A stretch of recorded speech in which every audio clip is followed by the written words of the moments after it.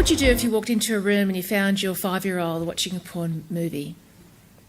You'd probably wonder, well, why she was doing it, how she got there, how much it's going to affect her. That's probably your first thoughts. And your automatic reaction is probably to click out of it and just get rid of it. And what would you do then? So this is the crossroads. How would you deal with it? Would you talk to her afterwards?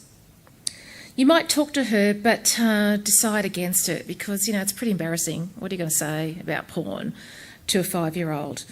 And also, you probably don't want her to know about sex because she's 5. Okay, strange situation. Or you might decide to have the talk with her, but not really sure what to say. You don't want to make the wrong move. You don't want to damage her. It's an important conversation, so you don't want to say the wrong thing. So did this really happen? Yeah, it did. Not to me, but to a client.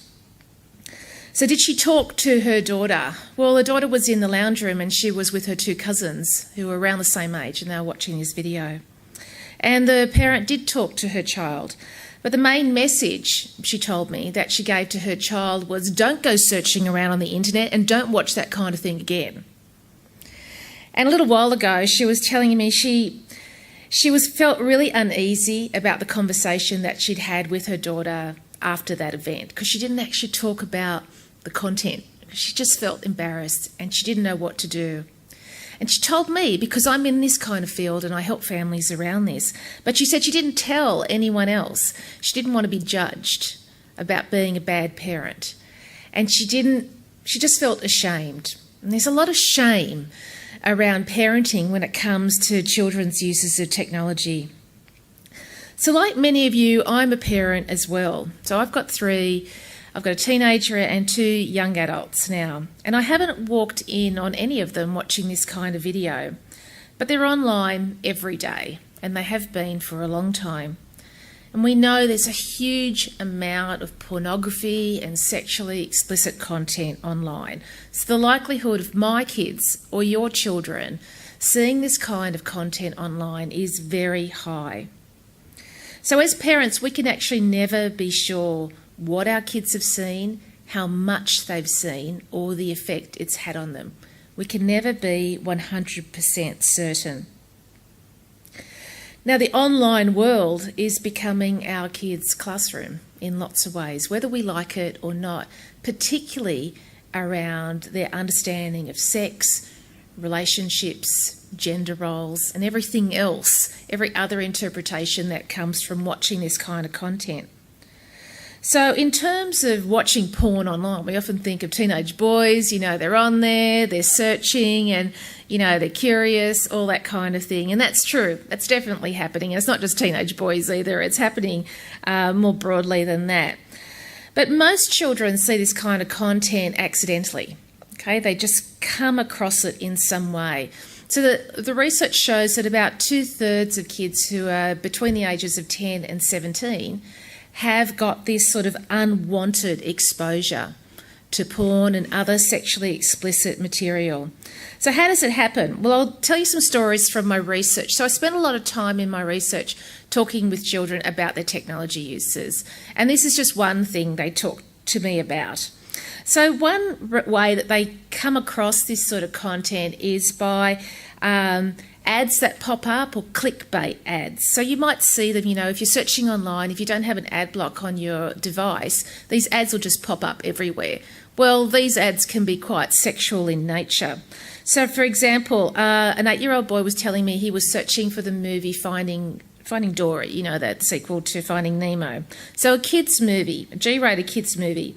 And it brought up a streaming website. And he said, and on this website that I was on, there were these kinds of ads all over. So the way he was describing it was sort of quite, sexy ads, girls wearing bikinis, that kind of thing, and quite sexually, provocative poses.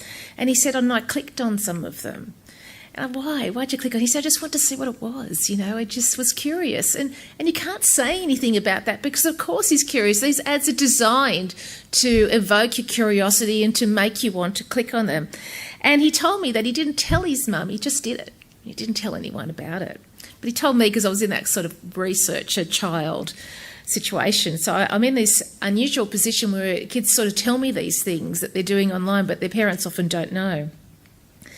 There's also a lot of nudity and simulated sex in things that aren't designed for kids, but that kids are watching. Things like shows that have that kind of thing, like Game of Thrones. If anyone's watched that, you know it's happening there. And one of the most popular video games in the world is Grand Theft Auto. Now, it's R-rated, but, you know, ratings in video games, well, no one really seems to care about the ratings.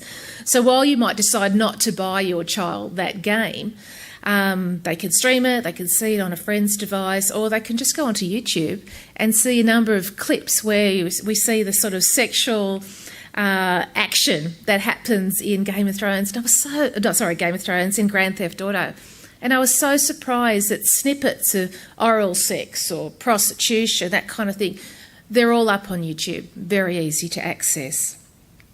And most recently I was watching a 6-year-old boy, and he was on a website, a kids' game website that he loves. He loved the game, this particular game. So he was showing me the website. And so he's on this website, it was crazy. So there's the game, and the game was about that big. So the screen was about that big. Surrounding the game were lots of different kinds of ads, and quite a number of them were clickbait. So when you clicked on them, they took you to a more explicit site. You know, that's how it works. So he's really in the game. So he's actually having to lean forward so he can concentrate on the little game. And he's told me he just tries to ignore the ads around. He doesn't really like it, but he just tries to ignore it because he likes the game, and he keeps going back to that website because he really likes the game. And of course, you know, there's also the sharing of this material. So it's not just kids coming on, seeing it by themselves or with their brother or their playmate, but then they do share it with each other as well. And on top of all this, because there's so much competition online for this kind of material, the shocking nature of it just gets upped and upped and upped. So the kind of material that's inviting them to click on, or the kind of material that they are led to once they click on their sites, or if they're searching for this kind of videos, it can be quite extreme and quite shocking. And because of its proliferation, without realising, many of the children in this generation are actually regular viewers and interactors with sexually explicit material, mostly just because it's an accident.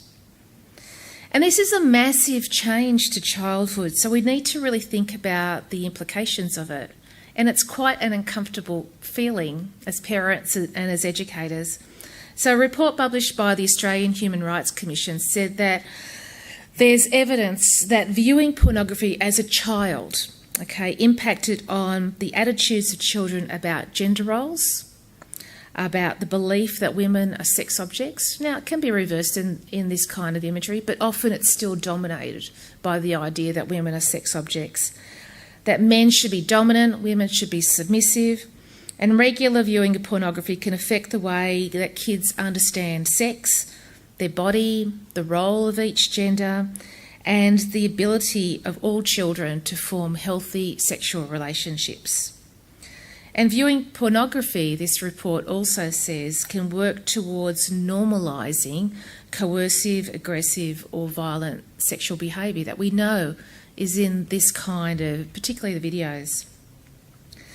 So at this point, around 85% of 2-year-olds go online every day. So how much sexually explicit material do you think they've seen by the time they're 5 or 8 or 12 or 18? And how might this affect their chances for healthy sexual relationships when they grow up? Or the opportunity for them to feel comfortable about their non-fake body, their real body? So banning young kids from using the internet isn't the answer. So children are growing up in a technological world, and there are lots of great things about that. But there's also this murky side that's manifesting for them. So we need to deal with both sides.